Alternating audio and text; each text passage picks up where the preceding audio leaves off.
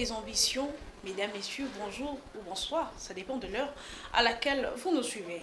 Vous suivez Géopolis Télévision, vous suivez Regard sur la femme. Une émission qui a pour objectif, je le rappelle toujours, de mettre en lumière toutes ces femmes qui excellent dans tel ou tel autre domaine. Et aujourd'hui, nous avons sélectionné parmi ces femmes merveilleuses, l'une d'entre elles qui aussi excelle dans son domaine, qui en tout cas laisse aussi le marque et des traces dans ce qu'elle est en train de faire, qui inspire de milliers de femmes comme des hommes, pourquoi pas. Elle est là juste en face de moi, Madame Nathalie Dembasuka, à qui j'ai dit bonjour. Bonjour Madame Rachel. Comment vous allez? Je me porte bien grâce à Dieu, tout va bien en tout cas. Vous êtes tellement rayonnante, vous savez.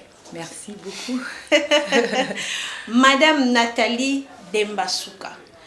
Vous êtes connue par certaines personnes et pour les autres encore, vous n'êtes pas trop connue surtout de la manière dont nous voulons que vous soyez connue. Alors, j'aimerais bien que vous puissiez vous-même vous présenter. Qui est Madame Nathalie Dembasuka devant les écrans? Voilà, merci beaucoup surtout de l'opportunité que vous nous accordez de passer sur ce beau plateau de Géopolis TV. Nous vous en remercions en tout cas. Et merci de nous avoir choisis encore une fois pour être à l'honneur pour tous les téléspectateurs qui vont nous suivre. En tout cas, c'est difficile de parler de soi, mais je vais essayer de résumer pour ceux qui ne me connaissent pas. Je suis Nathalie Dembasuka, Katala, et j'ajoute Katala parce que je suis mariée, mère de 3 beaux enfants, que j'ai salué et mon mari en passant. Je suis journaliste de formation, je suis aujourd'hui directrice des informations à Kin 24 Télévision, une chaîne privée émettant à Kinshasa. En même temps, je travaille dans plusieurs autres structures, parmi lesquelles il y a le réseau de journalistes pour les droits des femmes. J'assume le rôle ou la fonction de chargée de communication. C'est un réseau qui réunit les journalistes pour faire justement la promotion des droits des femmes à travers nos différents médias, parce que c'est une association qui regroupe les journalistes. Et je suis aussi coordonnateur national d'une structure internationale qui regroupe plusieurs pays d'Afrique. Et là, il s'agit d'une association qui parle de questions environnementales, des questions des ressources hydrauliques et énergie, etc. Je crois que c'est en gros ce que je suis. Je ne sais pas si j'ai oublié, mais sinon, voilà. Tout à l'heure, nous allons faire le détail. Voilà, très bien.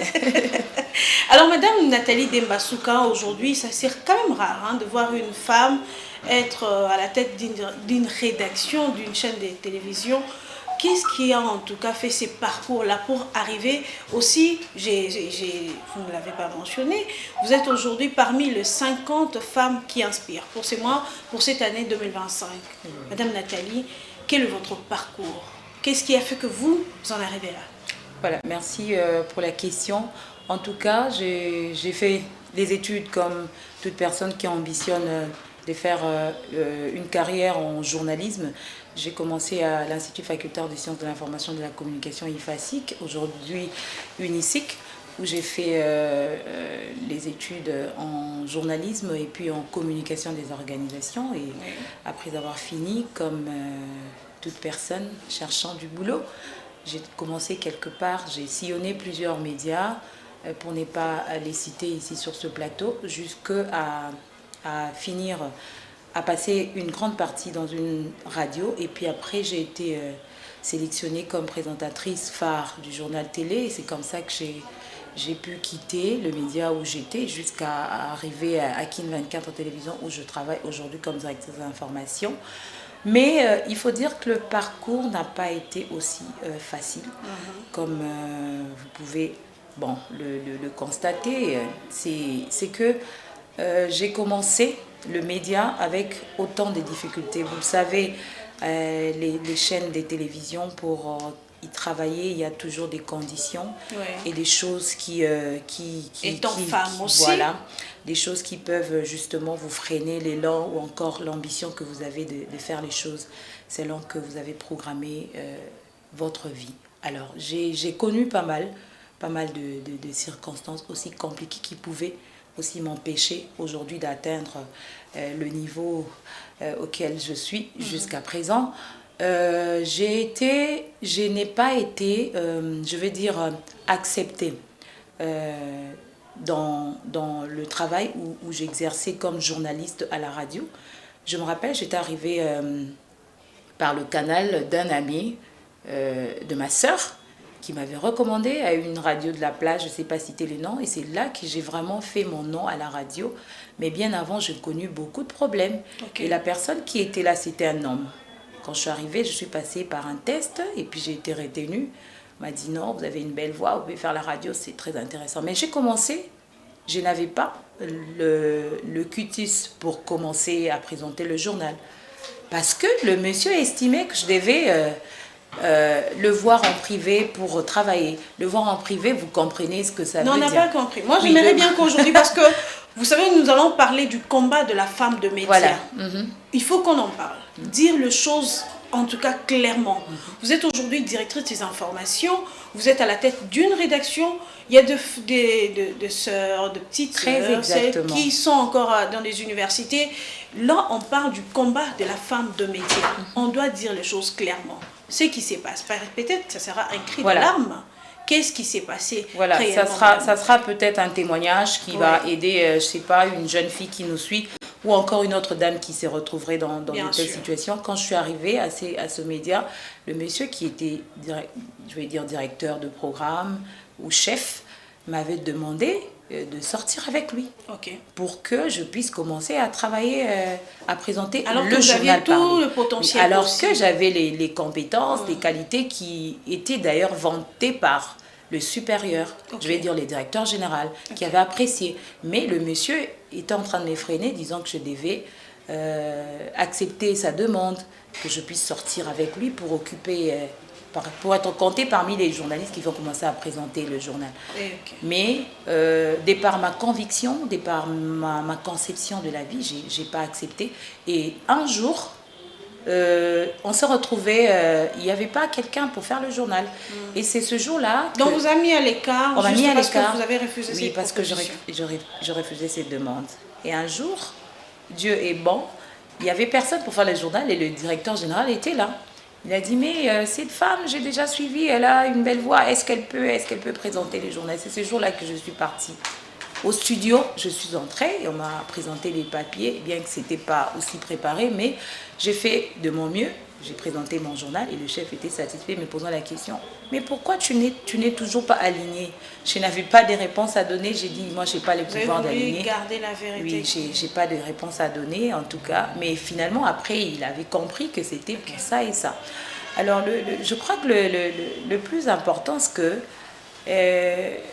on a des jeunes filles qui ambitionnent de faire la télévision, qui ambitionnent de faire la radio, mais ce n'est pas question de devenir une star. Ce n'est pas question de passer à la télé pour qu'on sache que Madame Rachel, elle présente une émission, elle passe à la télé, à la radio, je ne sais pas. Mais ce n'est pas ça le plus important.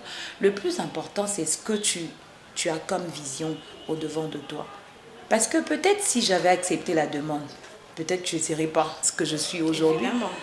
Parce que je serais là à cause d'un geste ou d'un acte que j'aurais commis pour satisfaire telle ou telle personne. Et vous serez certainement esclave de cet acte-là. Voilà, justement. Vous serez obligé de passer par là pour... Alors, c'est comme ça que je dis, le monde de médias aujourd'hui, c'est pourquoi d'ailleurs les gens ont ces préjugés des femmes de la presse au regard de ce que nous faisons, parce que nous sommes, je vais dire, exposés, mais je crois qu'on n'est pas le seul métier où les personnes sont exposées, c'est le cas pour d'autres, mais seulement c'est question de dire à ceux qui aspirent à ce monde de journalisme, à ce monde de communication, de la télévision, des médias en général, de toujours avoir cette vision de ce qu'on veut atteindre, de ce qu'on veut avoir, de ce qu'on veut réellement faire, et non de pouvoir satisfaire son corps ou satisfaire les autres pour justement devenir une star. La star, c'est vraiment le côté qui devrait venir, je crois, à mon humble avis, à la fin de tout. Oui. Pour être aujourd'hui Nathalie Dembasouka. Ouais, pour être une star, pour être une Nathalie Dembasouka, comme aujourd'hui j'ai été nominée parmi les 50 femmes qui inspirent. Je salue les organisateurs de ce palmarès en passant. Ça ne veut pas dire que je suis la meilleure de toutes les femmes des médias, parce qu'il s'agit de plusieurs catégories. Je ne suis pas la meilleure, mais j'ai été sélectionnée au regard de ce combat que je mène dans le travail que je fais de tout le jour, dans cette structure, dans la rédaction et dans la recherche de l'information. Nous sommes comme des portes sans voix. Évidemment. On le fait par rapport à ce qu'on est et par rapport à ce qu'on envisage être pour demain et ainsi inspirer les générations qui nous suivent. Il y a des filles qui viennent faire le stage, je le dis toujours, à Kin 24. Quand vous venez faire le stage, il faut savoir ce que vous venez faire. Vous venez pour concilier la théorie à la pratique et en même temps vous permettre d'émerger dans le futur. Je crois que le message que je pourrais lancer au travers de ces témoignages, il y a plusieurs cas comme ça, des situations où des femmes qui veulent commencer les médias et qui sont exposées à des tels actes pour demander de passer à ceci, à cela avant d'avoir ça. Je pense que c'est des choses qu'il faudrait éviter lorsqu'on sait de quoi on est capable. Et on ne devrait pas se laisser... Mais que faire, Madame Dembasouka? Parce qu'aujourd'hui, vous l'avez si bien dit, que vous aviez toutes les qualités qui vous permettraient de monter et présenter le journal, mais vous avez eu un frein. Parce que vous avez voulu préserver une dignité, que vous avez une image, de la vision que vous avez du travail que vous étiez en train de faire. Ouais. Mais aujourd'hui, on se retrouve dans plusieurs médias. Parce que nous parlons du combat de la femme de médias, des femmes qui se retrouvent avec beaucoup de qualités, des potentialités, de savoir-faire, mais dans des chaînes de télévision, de maisons de communication qui imposent aussi ce genre de choses. Que faire dans ces cas? Laisser tomber, changer de métier ou accepter? Je crois que le plus important à faire, c'est ni de laisser tomber, ni de changer les métiers, mais c'est de continuer son combat. Pourquoi je le dis? La vie est faite des embuscades. La vie est faite de combats. La vie est faite des murailles à sauter. La vie est faite des étapes à franchir. Ainsi, certaines situations, lorsqu'elles arrivent dans la vie des gens, c'est pour nous donner un peu plus de sagesse à ce que nous voulons atteindre. Je ne peux pas demander à quelqu'un aujourd'hui qui a cette ambition de faire le journalisme, par exemple. Il y a plusieurs secteurs de la vie. Quelqu'un qui veut qui veut être magistrate, quelqu'un qui veut être médecin. Je ne peux pas lui demander de laisser tomber parce qu'il a rencontré une barrière ou quelque chose qui lui a empêché d'atteindre l'objectif devant lui. Je ne peux pas. Alors, ce qui est plus important, c'est pour les femmes en général, on a cette, je vais appeler ça une crise identitaire. Ok. Voilà, c'est la crise identitaire dans la plupart des femmes. Le plus important, c'est de savoir qui on est, qu'est-ce que l'on veut faire, qu'est-ce que l'on veut devenir, qu'est-ce qu'on envisage d'atteindre. Est-ce que la femme de médias aujourd'hui, surtout la plus montante, elle a compris cela? Ou elle est tout le temps à la recherche de son image, elle veut être star, comme vous l'avez dit? Est-ce que la femme aujourd'hui de médias, elle a compris? Bon, la femme de médias, si elle a compris cette optique, je veux dire, c'est relatif. C'est relatif, pourquoi? Parce que il y a toujours dans la vie, je veux dire, les principes. Alors, les principes de la vie sont généraux. Et chacun vient s'abreuver à ces principes au regard de ce qu'il envisage de faire, au regard de ce qu'il prétend devenir et tout ça. Alors, si je suis appelée à faire le journalisme, je suis appelée à diriger, je suis appelée à exercer une fonction, je ne sais pas moi, dans ce pays, je devrais, à mon humble avis, me former. Le problème, c'est aussi ça. Okay. Le problème de la femme, je peux dire que ce qui peut briser ces stéréotypes qu'on a, c'est aussi cela. Comme je l'ai dit, la crise de l'identité, mais aussi l'éducation et la formation font partie des choses qui viennent relever l'identité de la femme. Okay. Pour parler de la femme des médias, le problème, c'est aujourd'hui, on a plusieurs médias et les jeunes ont tendance à y venir avec l'idée de devenir la star. Je vais passer à la télé comme Madame Rachel le fait si bien, Géopolis, moi aussi je vais les faire, comme, je sais pas moi, Magui Mboukou les fait à Pour Elle Info, comme Esther Pezo, etc. Mais je crois que le plus important, c'est de savoir son objectif, sa vision et d'atteindre ces objectifs selon que vous l'avez arrêté. Mais les circonstances qui entourent les réalités des médias, vous le savez, les circonstances qui entourent les réalités des médias peuvent être évitées. Ça peut être évité par son, je vais appeler ça par son, sa façon, la façon de la personne elle-même de se comporter ou de voir les choses, comment elle se présente. Je donne un exemple. Si aujourd'hui, comme je l'ai dit tantôt, j'avais accepté cette demande de sortir avec mon chef pour justement présenter simplement des éditions à la radio, je ne serais pas découverte, par exemple, parce qu'il s'est passé un temps. Après mes présentations à la radio, c'est comme ça que j'ai été découverte et il a fait que après, quand veut scinder la radio à la télévision, on a fait une sélection disant on va choisir les meilleures personnes qui font mieux à la radio, parce que la radio, c'est la meilleure école. Bien ça, sûr. c'est mon point de vue. La radio, on déniche ceux qui sont au plus performants au niveau de la radio pour faire la télé. C'est comme ça que c'est après mes présentations à la radio qui m'étaient conditionnées par un acte non digne par rapport à ma perception de la vie. Si je l'avais accepté, je ne pourrais pas être parmi les premières personnes qui ont été sélectionnées. Ce jour-là, je me rappelle, il y avait toute la télévision, je vais dire les régisseurs, les caméramans qui étaient braqués le jour où il y avait le premier journal à la télévision qui devait être présenté par qui. Et c'était moi qui étais choisie. C'était ça. Et puis, à la fin, j'ai fait un journal exceptionnel. Et puis quand tu finis le journal, c'est tout le monde qui acclame. J'ai dit merci Seigneur, parce que j'ai pu atteindre mon objectif en refusant de faire ce qu'on voulait m'imposer par rapport à ma vision.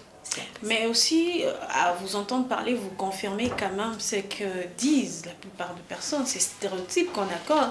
On accorde à toutes les femmes de médias, disent que si elles sont brillantes comme ça, si on leur accorde ces espaces, c'est parce qu'ils sortent avec leurs responsables, c'est parce que, ça confirme quand même. Bon, je ne veux pas parler de confirmation parce que, je l'ai dit tantôt, ça dépend d'une personne à une autre. On ne va pas dire que toutes les femmes qui sont passées dans les télévisions sont passées par le même chemin que nous autres qui avions rencontré tel ou tel autre frein ou encore handicap sur notre chemin. Je crois que le problème, vous l'avez dit, c'est justement des stéréotypes. On a ces stéréotypes pour les femmes en général. On dit des femmes basi batonga rambokate, on dit des femmes basi bazabandoki, basi. Les femmes ne peuvent pas diriger, les femmes ne peuvent pas. Mais dans la réalité, quand on met une femme, on voit aussi des résultats. C'est comme ça que je dis pour l'égalité ou encore l'émancipation, l'égalité de sexe. C'est question ce n'est pas seulement le fait d'être une femme que l'on doit porter la voix pour dire parce que c'est une femme, elle doit être là, parce que c'est une femme, elle doit être là. C'est comme ça que je dis que ce n'est pas toujours le problème d'être à la tête. À la tête d'une institution, d'être à la tête, je ne sais pas moi, d'une direction, d'être à la tête d'une entreprise. Mais le problème, c'est aussi d'avoir une tête. Et avoir une tête, ça veut dire avoir une éducation, avoir suivi une formation qui vous permet de vous distinguer des autres, qui vous permet d'être un leader, au vrai sens du mot, au féminin, en train d'assumer les rôles qui peuvent justement apporter des solutions de la communauté. Parce que le problème, c'est aussi la finalité. Le problème, c'est la finalité. On peut diriger, mais si on n'a pas les résultats qui impactent, les résultats qui influencent, les résultats qui changent la société où nous vivons, ça ne sert pas. Donc, je crois que c'est la vision. Il paraît aussi, ça sert à rien d'y paraît, que parmi les grands combats de la femme de médias aussi figure le mariage. Elle ne se marie pas ou elle se marie difficilement. Ouais. Généralement, c'est le constat. C'est le constat que le monde fait, en tout cas. C'est ça. Oui, je me suis toujours posé la question. C'est parce que ces femmes-là se croient trop stars qu'elles ne veulent pas se marier ou les hommes ont peur des femmes de médias? Il y a deux cas. Okay. Le problème, c'est les femmes des médias elles-mêmes. Et puis un autre problème, c'est ceux qui les observent ou ceux qui les côtoient. Les femmes des médias elles-mêmes, je vais donner un exemple. On connaît plusieurs femmes des médias qui sont mariées. Comme vous? Oui, comme moi, je suis mariée.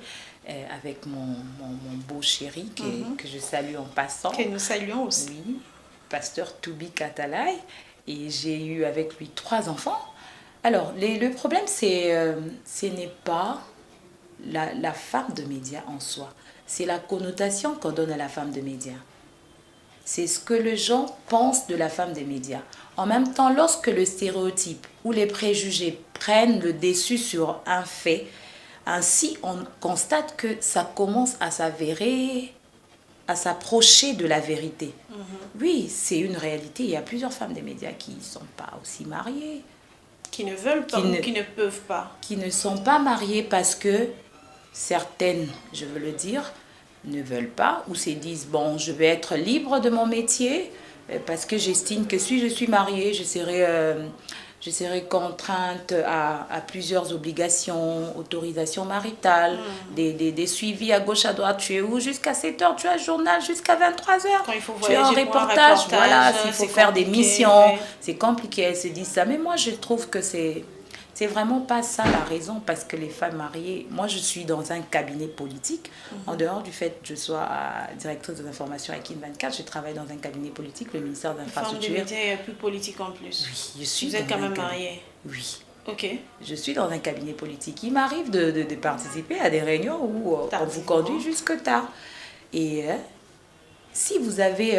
j'ai toujours dit, le problème avec les femmes des médias, ou encore le problème avec les femmes qui travaillent, c'est généralement que lorsque vous vous mariez, ou lorsque vous rencontrez quelqu'un qui vous trouve, Madame Rachel, vous êtes journaliste, qui vous trouve journaliste, et vous trouvez un homme qui est médecin, vous, la femme, vous avez le rôle d'accompagner votre mari en tant que médecin, d'accompagner votre mari en tant que pasteur, je ne sais pas, avocat.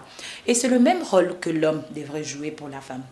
Aujourd'hui, si certaines femmes des médias estiment que je ne peux pas me marier parce que je vais créer un frein à mon avancement, un frein à ceci, à cela, c'est parce que déjà d'avance, quand vous vous engagez avec quelqu'un, vous n'avez pas la personne qui se décide de ne pas venir seulement vers vous parce que la personne a aimé vos lèvres, mais il a aimé votre corps, votre comportement. Non.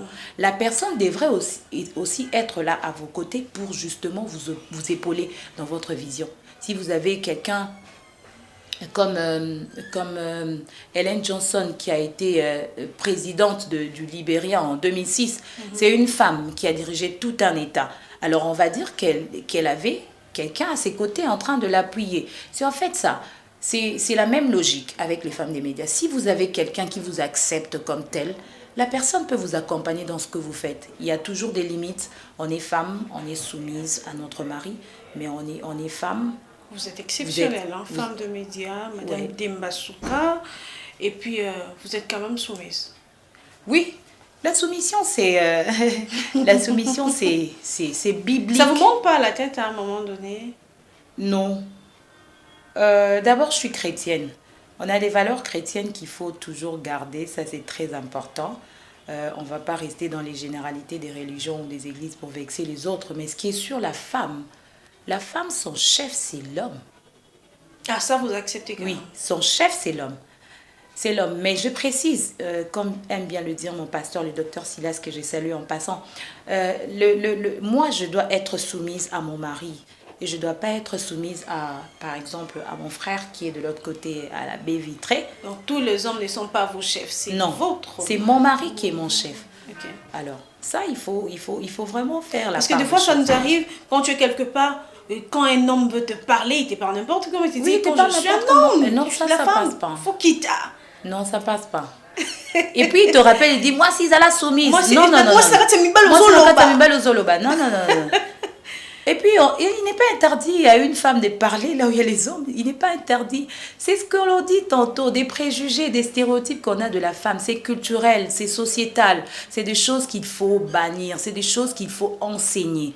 Justement, c'est ce que je dis. L'éducation de la femme et la formation professionnelle font partie de ces choses qui doivent aider les femmes en général à s'épanouir, à vivre l'autonomisation, à vivre leur émancipation. C'est justement ça. Quand on n'est pas éduqué, on sait vivre comme si on était un esclave. Et c'est comme ça que tu te présentes dans un véhicule, et puis un homme vient, il te trouve dedans, il dit, Madame Kita, parce que moi je dois entrer aux moi s'il faut à la kaka, nakatika. C'est écrit où? Nulle part. Non, la femme n'est pas une personne vulnérable. Comme l'aimaient si bien le dire les hommes de la loi, les juristes que je recevais souvent dans mon émission que j'ai présentée, Que dit la loi? Ils disaient, s'il faut s'il faut classifier la femme, s'il faut parler de la catégorisation des personnes vulnérables, il a parlé des personnes vivant avec handicap, il a cité toutes les personnes vulnérables, et à la fin, il ajoute, madame, il y a aussi la femme. La femme aussi fait partie des personnes vulnérables. Et j'avais ces débats.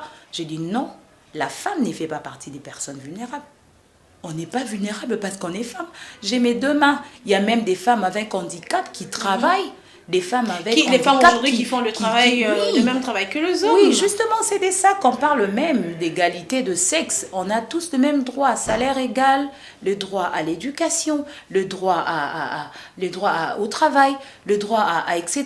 Cette égalité-là aussi pose un problème, Madame Demasouka, oui. Parce que quand on parle égalité, c'est même le thème de l'année, le thème international de l'année 2025, qui dit pour toutes les femmes et filles, droit, égalité et autonomisation.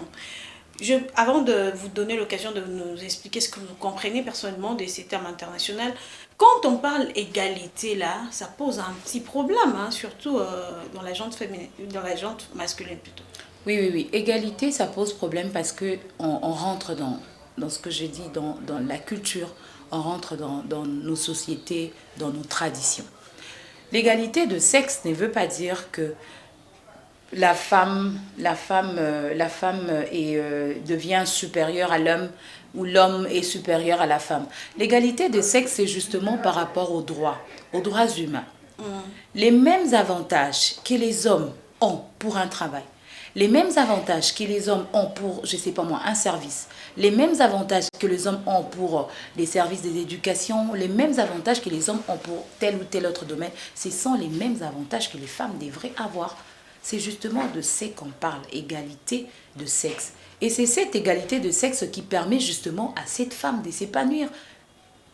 L'épanouissement de la femme ne veut pas dire que la femme devient plus supérieure à l'homme ou l'homme devient supérieur à la femme. C'est justement ça. Même dans la Bible, lorsqu'on parle de la femme dans le mariage, on situe la femme comme une aide semblable. Déjà, quand on parle de aide, une aide, ce n'est pas quelqu'un qui est aide ou partenaire. C'est pas quelqu'un qui est vulnérable, c'est pas quelqu'un qui est esclave, c'est pas quelqu'un qui est faible. Une aide, c'est quelqu'un qui vient justement t'appuyer toi. Et si c'est le cas dans le mariage, dans le contexte du mariage, la femme est une aide semblable, c'est une partenaire conjugale. Mais dans la société, la femme doit vivre la part égale de ses droits par rapport aux femmes. On a des entreprises où, lorsque vous vous présentez, c'est un homme et c'est une femme. Et certaines entreprises préfèrent de choisir l'homme plutôt que de la femme qui remplit d'ailleurs les critères. Elle va connaître de problèmes de maternité. Elle aura accouché, elle aura des malaises, elle aura ceci. Mais cela a été banni.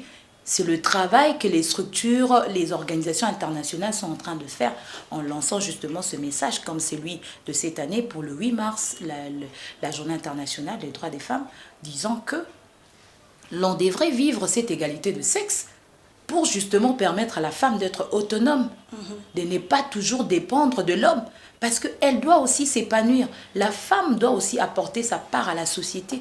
C'est ce qu'il faut justement travailler. Et c'est aussi le travail de la femme elle-même, en tant que personne.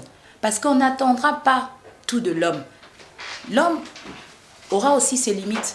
Et la femme elle-même devrait travailler ce côté fort qu'elle a incarné en elle, qui peut-être par ignorance ou par crise identitaire, comme je l'ai dit tantôt, ne lui permet pas d'avancer ou encore d'avoir beaucoup plus d'ambition pour sa vie, d'ambition pour la société, d'ambition pour changer le monde. Mais Madame Demasouka, aussi on parle de ces, quand vous avez parlé de l'égalité, les femmes trop autonomes, les femmes trop indépendantes là, elles se sentent un peu masculines à un moment donné, elles ne donnent plus à l'homme. Puisque nous sommes dans une société surtout africaine, on doit aussi donner la place à l'homme dans la vie de la femme. Alors ces femmes-là, pour la plupart, on remarque qu'elles perdent un peu leur féminité. Elles se croient un peu trop égales à l'homme, donc elles peuvent bien se passer cet être auprès de qui elle peut être une aide. Voilà. Alors, pour le cas précis de la femme autonome qui devient autonome grâce à ses efforts, grâce à ce qu'elle a entrepris comme activité qui lui permet, elle estime que je suis à la hauteur, donc la dépendance me permet de quitter, d'enlever ces habits de femme qui, face à son mari, par exemple, devait être soumise. C'est le cas qu'on rencontre dans plusieurs couples, ça existe. Ça existe qu'une femme, dans un couple, on peut avoir un couple où l'homme ne travaille pas. C'est la femme qui gagne plus. C'est la femme qui gagne plus, par exemple. C'est la femme qui commence à gérer même au quotidien la maison. Parce que grâce à son autonomie, elle a un peu plus de... Je vais dire un peu plus de comment on appelle, elle a un peu plus de valeur sur tout le plan au niveau de la maison. C'est des choses qui arrivent, mais c'est des choses à ne pas encourager. Parce que c'est justement ce qui pousserait les hommes en général ou les personnes qui ont toujours quelque chose de négatif à accorder aux femmes, diraient, et voilà, moi si ce cas suis bokonzi. Moi, si ce cas, ce sont des choses qu'il faudrait, j'estime, éviter en tant que femme. Il faudrait éviter de se taper la poitrine à cause de ce pouvoir que l'on a, de l'autonomie de sa vie, et se dire que je suis maintenant supérieure à mon homme. Parce que là, il faudrait vraiment bien circonscrire, hein, s'il s'agit d'une femme qui est autonome et qui sur la gestion de sa famille, de sa maison, c'est entre lui et son mari. Mais l'autonomisation de la femme, en général, telle qu'on parle pour la société, c'est justement pour permettre à cette femme qu'au travers de ses capacités acquises, au travers de la formation, de l'éducation et de ce qu'elle a entrepris en elle pour changer son environnement, lui permet aussi d'apporter sa pierre de développement pour la société. Alors si, dans le cas contraire, l'autonomisation de la femme te permet de créer un climat de supériorité au niveau, par exemple, de ta maison ou de ta famille, c'est des choses qu'il faut bannir. Et même dans la société, entre femmes, on a des femmes qui, lorsqu'elle vient ici, Madame Rachel, mais il faudrait sentir que c'est une DG. Quand elle occupe un poste, vous devrez sentir qu'elle est DG, qu'elle dirige. Mais je pense que le problème, c'est pas le... Je ne vais pas appeler ça le charisme. Hein. C'est pas le fait d'être trop rigoureuse, avoir trop de rigueur qui fera de toi une femme qui, je vais dire, inspire, une femme leader. Non. Le leadership, ce n'est pas la rigueur en soi. Le leadership, c'est quand ta personne, tes ambitions inspirent ou influencent la société ou encore les personnes que tu encadres. Voilà un peu. Est-ce que par ta manière de diriger, est-ce que par ta manière de faire les choses, par ta manière de conduire ce service, tu as impacté les vies? Est-ce que tu enseignes par tes actes? C'est le plus important. J'aurais bien voulu avoir les témoignages des membres de la rédaction, ouais, où vous êtes où vous êtes la numéro 1. Mais Madame Dembasouka, vous avez dit quelque chose de très important tout à l'heure. Dire que ce n'est pas votre charisme, la façon de traiter les gens en criant, en imposant une certaine autorité, mais c'est plutôt votre façon d'être. Madame Dembasouka, comment vous arrivez à gérer les hommes et les femmes? Parce que chacun vient avec son éducation, son tempérament. Comment vous arrivez à être cette directrice des informations aujourd'hui à Kin 24? Voilà, je vais commencer par rappeler les circonstances qui ont fait à ce que je sois aujourd'hui directrice d'information à Kin 24. Moi, je suis arrivée à Kin 24 en 2013. En 2013, juste quelques mois après mon mariage. Bien avant, je travaillais ailleurs et puis je suis venue à Kin 24. Quelques mois après mon mariage, je suis venue, je me rappelais, j'étais grosse en cette période-là. Vous cherchez quand même du boulot étant grosse? Ouais. Entre parenthèses. Donc rien ne vous a arrêté, hein? La grossesse là, c'est pas une maladie. Hein. Moi, je faisais mon journal même à 2 jours de l'accouchement. Je prenais pas de congé. Je prenais pas de jours de congé. Parce que vous ne voulez pas? Parce que je me dis, vous savez, dans la vie, il faudrait avoir dans la pensée de toi, ta personne, il faudrait te dire que je suis une femme. Pour justement ne pas tomber dans le piège de ce que le genre raconte, la vulnérabilité de la femme, la faiblesse de la femme, et elle va tomber enceinte, elle va commencer à allaiter, elle va commencer à faire ceci. Non, ça ne m'empêche pas de travailler. Pour l'entreprise. Oui, la grossesse ne peut pas empêcher à une femme de travailler, à moins que ça soit une grossesse à problème. Ça ne peut pas empêcher à une femme de travailler. Bon, c'est mon témoignage, et puis c'est mon expérience à moi. J'ai pu travailler jusqu'à la dernière minute, faire mon dernier journal, et puis 2 jours après, j'accouche. Voilà. Donc, je suis arrivée à Kin 24 pour revenir en 2013 avec ma grossesse. Je suis arrivée, j'ai trouvé trois personnes qui dirigeaient, entre autres, 2 dames et un homme. Et ils étaient directeurs des informations, un homme, et les 2 dames étaient rédactrices en chef. Et c'est après, il y a toujours des circonstances de la vie. Certaines personnes peuvent partir, les autres ont d'autres occupations. Petit à petit, on travaillait. Et un jour, mais lorsque je suis arrivée déjà, le directeur général à l'époque m'a dit je te fais quitter de là où tu es pour que tu viennes commencer à travailler ici chez nous comme secrétaire de rédaction parce que je connaissais déjà de quoi tu étais capable. J'ai dit ok, il n'y a pas de souci, je viendrai travailler. Et puis j'ai commencé à travailler comme secrétaire de rédaction d'emblée, juste après mon arrivée. J'étais déjà dans l'équipe dirigeante. Après les mois passés, il y a eu des circonstances qui ont permis à ce que la rédaction se retrouve sans chef. Et je crois, ça va faire aujourd'hui 2 ans que j'occupe la direction des informations. C'était après, il y a eu un débat au niveau de la rédaction. Tel est parti. Ils ont dit, bon, on a celui-ci, on a celle-là. Est-ce que vous estimez que qui peut... C'était pas mon avis, ce sont mes gens qui ont demandé à la hiérarchie. Nous pensons que Madame Nathalie peut le faire mieux. Et c'est comme ça que j'ai été finalement nommée directrice des informations. Mais vous savez, quand c'est une femme qui gère, il y a toujours les yeux, je veux dire un peu de soggy. Disons que bon, on va essayer de comparer la gestion précédente de l'homme avec celle de la femme. C'est toujours pas facile. C'est comme ça qu'on a toujours ce côté-là critique quand c'est la femme qui dirige. Aujourd'hui, on a une première ministre. Vous savez que tous les yeux sont braqués sur elle. On essaie un peu de comparer avec tous. Est-ce que tous ceux qui sont passés aujourd'hui, est-ce qu'elle pourra le faire? C'est toujours ça. Et j'estime que c'est des choses, justement, que l'on devrait éviter dans les débats de sexe. C'est vraiment, je vais trouver à l'heure actuelle, c'est trop bas.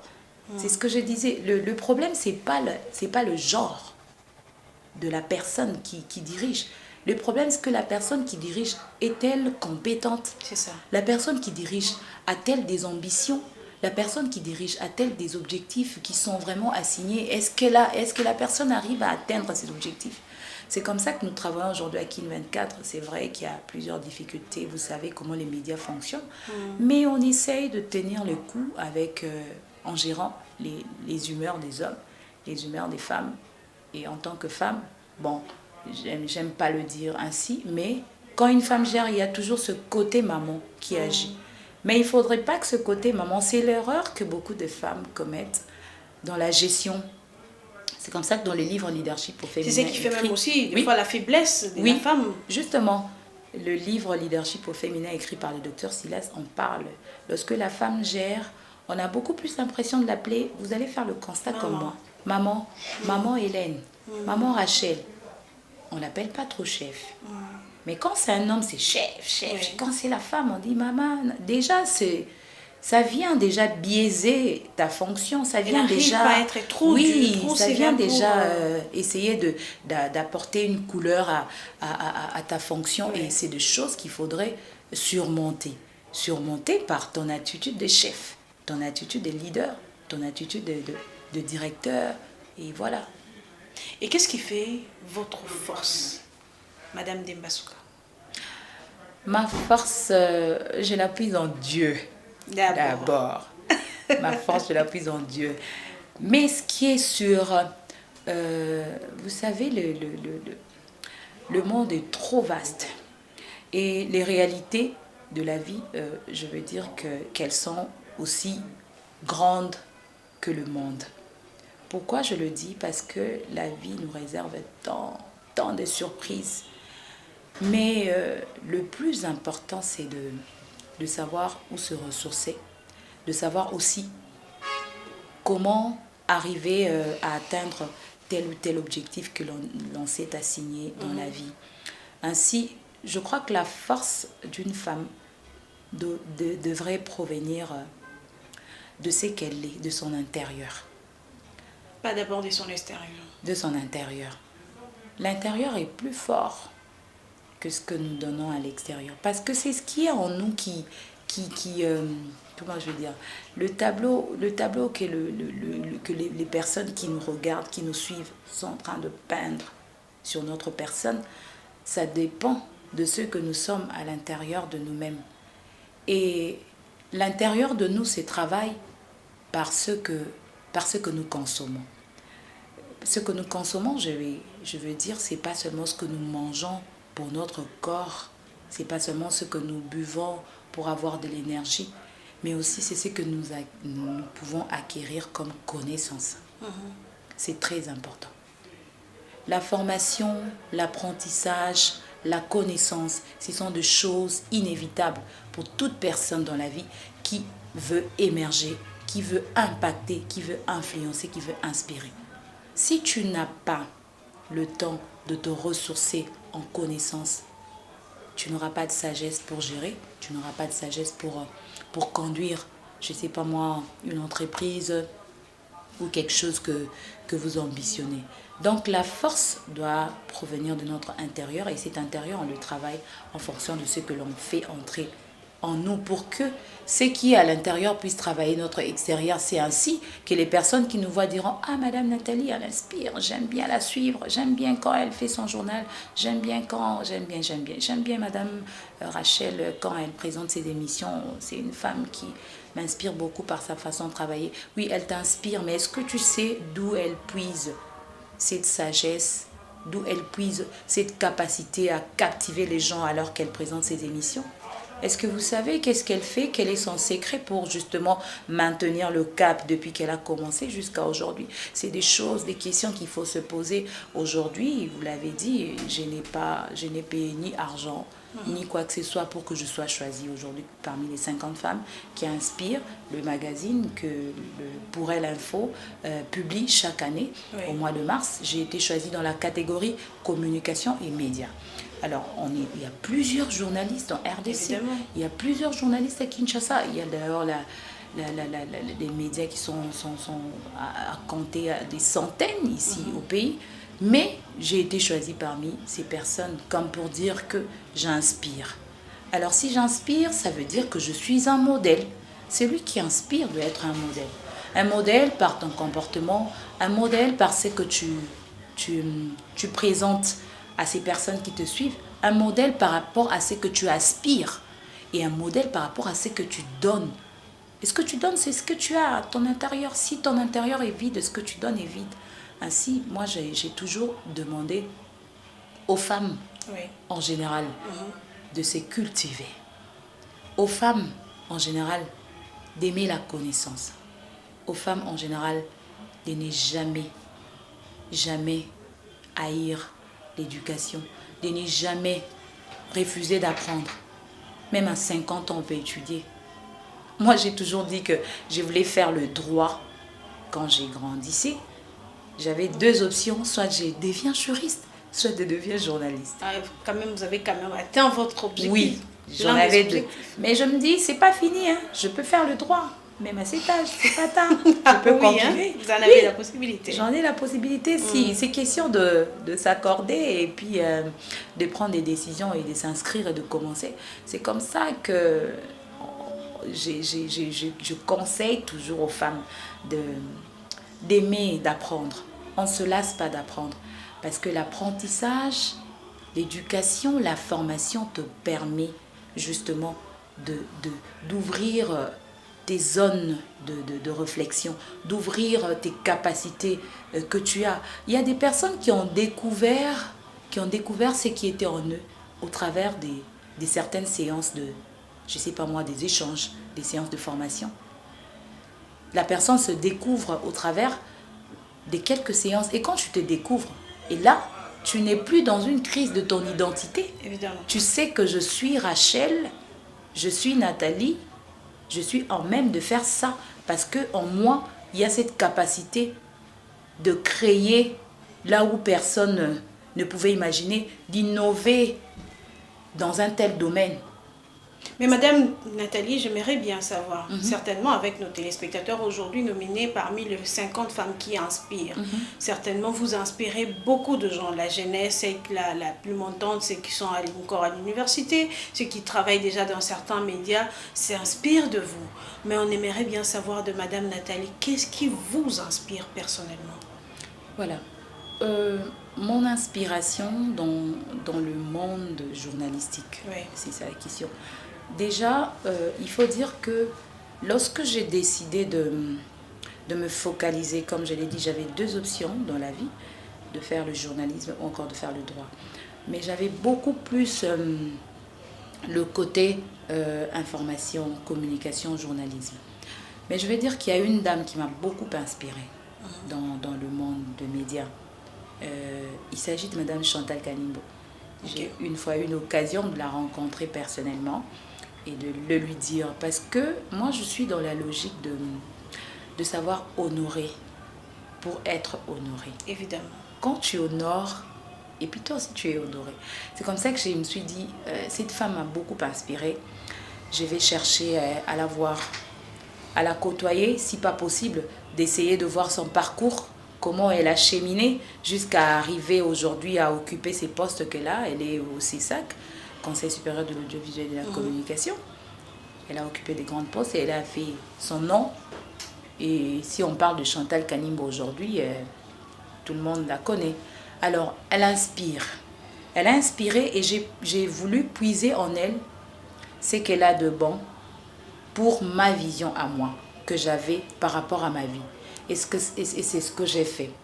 Et aujourd'hui, le monde évolue. On évolue selon que le monde aussi évolue. Et on suit de très près les personnes qui nous entourent. Évidemment. Mais l'inspiration vient beaucoup plus de ce que tu côtoies dans ton quotidien, dans ta vie de tous les jours. Moi, je m'inspire beaucoup plus lorsque je suis certains médias internationaux. Il y a toujours cette volonté de pouvoir, pas seulement imiter, mais de pouvoir chercher à faire comme les autres de manière à apporter aussi sa touche. C'est toujours très important. Je ne peux pas être Chantal Kanimbo. Garder quand même une identité. Oui, je ne peux pas être propre. Chantal Kanimbo. Je vais suivre Chantal Kanimbo pour aujourd'hui faire une certaine Chantal natalisée. Permettez-moi les termes. Bien sûr. Une certaine Chantal natalisée. Donc, les inspirations, elles sont nombreuses, mais elles nous permettent justement de créer notre monde en se basant sur quelque chose qui nous a motivés et qui nous a permis d'améliorer ce que nous sommes. Merci beaucoup Madame Nathalie Demba-Souka. Je rappelle que vous êtes journaliste et directrice de programme, directrice des informations à KIN 24 et beaucoup de casquettes que vous avez. Alors j'aimerais bien, en tout cas plonger dans un côté un peu plus personnel de votre vie en tant que femme. Madame Demba-Souka, quelles sont les plus grosses erreurs de votre vie? Madame Rachel va me tuer, hein. Que vous regrettez en tant que femme, que ce soit dans les médias, dans votre vie personnelle, quelles sont les plus grosses erreurs que vous regrettez jusqu'à présent en tant que femme? Voilà, je crois qu'il y a pas mal de choses que je regrette aujourd'hui. La première, je regrette de n'avoir pas suivi aussitôt une formation en langue. Par exemple en anglais. J'ai raté pas mal d'opportunités. Mon CV a été accepté et on m'a dit en pleine interview que madame, on a vraiment aimé votre présentation, mais il y a un côté qui n'a pas marché, est-ce que vous ne parlez pas l'anglais? Ça m'est arrivé 2 ou 3 fois à 2 reprises. Je regrette le fait de n'avoir pas suivi cette formation-là. Plutôt, c'est après que j'ai pu faire des formations en anglais, que j'ai fini il y a l'année passée. Je me suis performée pour justement combler ces vides. Mais ce sont des choses que je ne pourrais pas récupérer. C'est justement ça le problème. Je ne pourrai plus récupérer ces postes que j'ai ratés il y a des années. Je ne pourrai plus récupérer cette opportunité que j'ai ratée il y a quelques années à cause de l'erreur que j'ai commise d'apprendre. Ok. Par exemple. Ah, c'est par exemple. Je préfère Vous m'arrêter là. comprenez que ça s'arrête là. La dernière question, certainement avant un conseil à toutes les femmes qui combattent aujourd'hui pour être de véritables femmes de médias, et de savoir, Madame Demba Suka, d'après vous, qui est une femme accomplie? Femme accomplie, à mon avis, c'est une femme, je vais dire comme cet auteur qui dit « vivre pour mourir ». Alors, une femme accomplie, c'est cette femme qui vit pour mourir. Vivre pour mourir veut dire tu vis sur la terre des hommes avec tes ambitions, tes capacités, tes compétences. Tu vis cela. Tu vis ce que tu as comme chemin et tu essayes d'arriver à accomplir la mission pour laquelle tu as été appelé sur la terre des hommes. C'est le plus important. On échappe beaucoup à ce à quoi nous avons été appelés à cause de l'ignorance, à cause du manque d'éducation, à cause de la crise identitaire, j'insiste, à cause du manque de reconnaissance des capacités que Dieu a mis en chacun de nous. Moi, je peux être forte en communication, je peux être forte devant la caméra, je n'ai pas peur de parler, mais il y a certaines dames qui sont fortes, madame, en artisanat. Elle peut te tenir une aiguille en train de faire, je ne sais pas moi, en train de tricoter. Elle te sort un produit qui te surprend, tu te dis « Waouh, c'est cette dame qui a fait ça. Elle est capable de le faire, ok, c'est une bonne chose. » Alors, le problème, c'est de savoir c'est pourquoi on est appelé, afin de travailler de manière à accomplir cela. Et je crois que ça sera une bénédiction pour les personnes qui vivent autour de nous et pour la société en général. Vous avez compris qu'une femme accomplie n'est pas celle qui est mariée, qui a 2 enfants ou qui a de l'argent. Non. Madame Demba Suka, il y a des femmes qui ne sont pas mariées, mais qui sont accomplies. Le mariage n'est pas la finalité. Ok. Le mariage n'est pas la finalité. Qu'on ne se leurre pas. Il y a même certaines personnes qui le disent. Hein. Il y a des femmes qui ont fait ça juste après leur mariage. Juste après le mariage, il y a la femme qui était comme ça et puis down. Pourquoi? Parce qu'elle est restée dans ce carquois. Moi, 6 fois bala, il faut nabala, il faut nabala. Et puis dans le mariage, tu te résumes en femme qui s'occupe de son mari, des enfants, qui s'occupe de la maison. Et tu oublies tes ambitions. Oui. Tu oublies. Et puis le comble, si tu rencontres un homme qui ne te pousse pas vers l'avant, tu es foutu. Tu es foutu. Alors pour parler de l'accomplissement de la vie de la femme, ce n'est pas le mariage, ce ne sont pas les enfants. Oui, les enfants sont une bénédiction. Quand quelqu'un s'est marié, c'est une bénédiction. Le mariage, c'est une institution divine. Mais on ne doit pas limiter la femme au mariage, à la maison, non. La femme, c'est au-delà du mariage. Je suis femme mariée, mais j'ai des ambitions. Je dois travailler même pour ses enfants. Je dois travailler pour ses enfants. Même pour mon mari, je dois travailler. Même pour mon pays, je dois travailler. Je ne dois pas rester dans ce carquois, dans ce carré de mariage. Ce n'est pas le plus important. Nominée parmi les 50 femmes qui inspirent, j'aimerais bien, en 1 minute 30 secondes, que vous puissiez, devant votre caméra, parler à toutes ces femmes qui vous suivent, qui ont, disons, des programmes ou projets cachés. Quand elles vont à l'IFASIX et disent que je vais être star, je vais être comme Madame Demba Suka, on va aussi citer mon nom, je serai visible dans ma famille, dans les quartiers et tout, et elles ne connaissent pas vraiment ce qu'elles veulent ou ce qu'elles cherchent.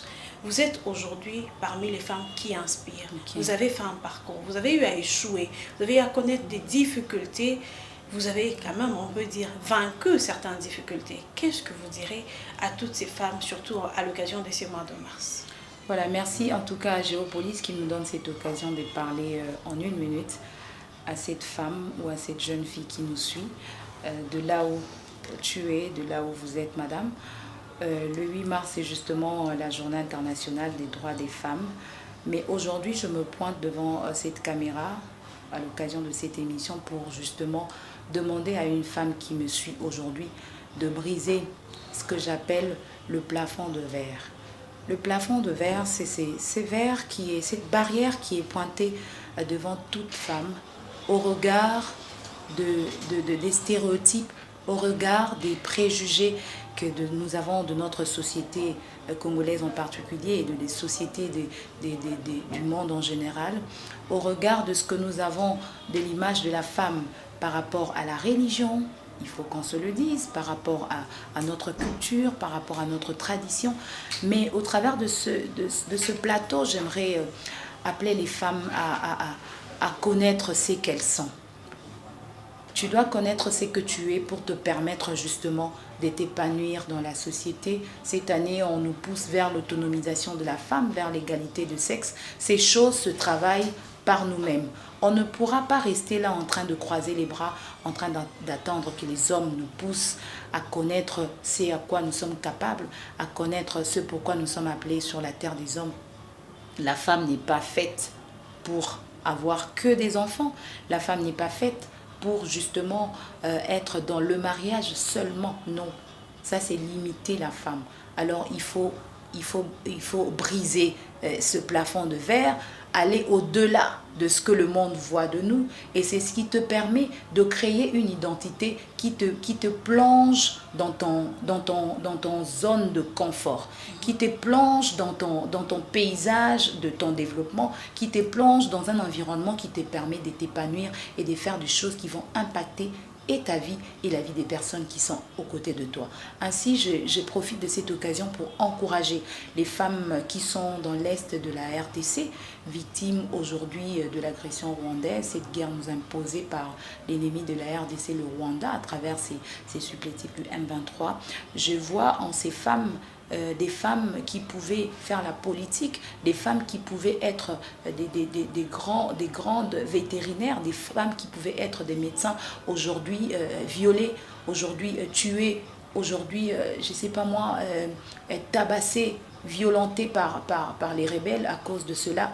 Mais à ces femmes, je demande beaucoup plus de résilience, beaucoup plus de courage, et de savoir que un jour cette histoire finira et qu'elles seront capables justement de faire ce à quoi elles ont été appelées sur la terre des hommes, parce que il faut le dire, la guerre elle passera et puis ces femmes vivront leur vie comme Dieu l'a si bien prédestiné pour chacun de nous. À toutes les femmes et surtout à ces femmes qui aspirent au journalisme, oui. Je dis toujours que je l'ai dit, on n'est pas des stars.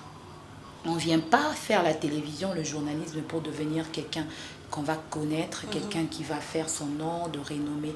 Non, la renommée ne vient pas par le fait de passer à la télé, que les gens te voient. Il faudrait que lorsque tu passeras à la télévision, que tu impactes une vie qui te suit, que tu influences les gens qui vont te suivre positivement, et ça sera quelque chose de très bien. Alors courage à toutes les femmes et bonne fête pour le 8 mars. Bon, c'est pas une fête, mais c'est une journée de lutte pour les droits des femmes. Merci infiniment de nous avoir honoré de votre présence, Madame Nathalie Dembasuka. En tout cas, nous disons merci. C'est à moi de vous remercier pour ce privilège. J'ai toujours entendu parler des Géopolis. Aujourd'hui, je suis là. Coucou à mon grand frère, M. Willy Kalengai, que je salue en passant. Vraiment, merci beaucoup, Madame Rachel, à vous aussi. À l'occasion, je salue aussi Glody depuis des kilomètres qui m'a permis d'avoir mon invité d'aujourd'hui. Amoureux téléspectateurs, nous vous disons infiniment merci d'être toujours là à suivre cette émission, cette belle émission qui vous permet de découvrir ces femmes merveilleuses que vous entendez, mais vous ne connaissez pas trop les fondements, le parcours de ces femmes merveilleuses. Nous vous donnerons encore une fois de plus rendez-vous prochainement. Portez-vous bien sûr. Merci.